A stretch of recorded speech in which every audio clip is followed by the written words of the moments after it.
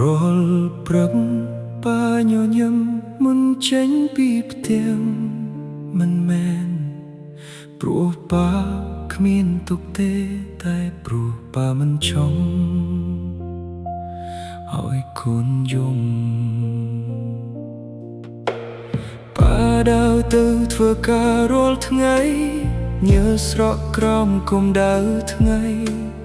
ដៃដែលរឹងដោយការងារនៅតែចង់អោបកូនរាល់ងាច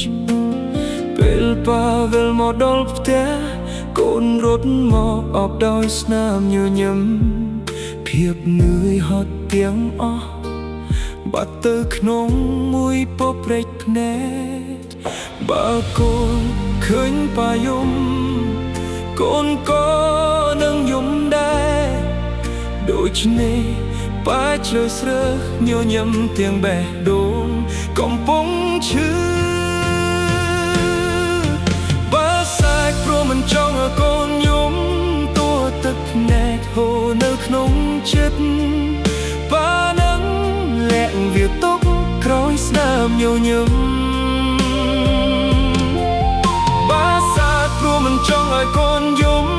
ប៉ាអាចទ្រាំគ្រប់ការឈឺចាប់សុំតែកូនធំឡើងដោយស្នាមញញឹម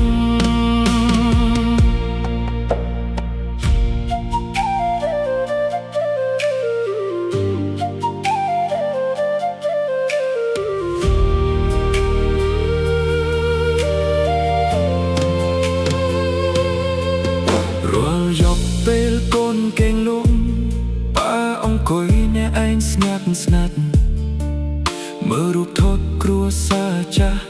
ហើយជូតទឹកភ្នែកដោយស្ងៀមស្ងាត់ប៉ាមិនស្អប់អ្នកណាទេមិនចង់ឲ្យកូនរស់ក្នុងការគំគួនប៉ាចង់បង្រៀនកូន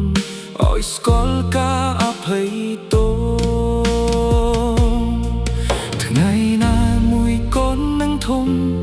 ហើយប្រហែលនឹងយល់ថាស្នាមញញឹមរបស់ប៉ាលាក់ទឹកភ្នែករាប់ពាន់ដំណ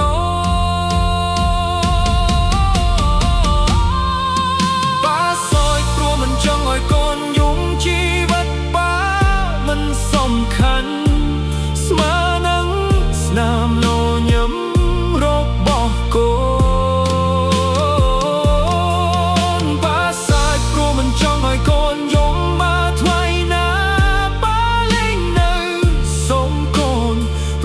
ដោយក្តីស្រឡាញ់នឹងក្លាហានដោយប៉ាសៃមិនមែនព្រោះប៉ារឹងមាំតែព្រោះប៉ាស្រឡាញ់កូន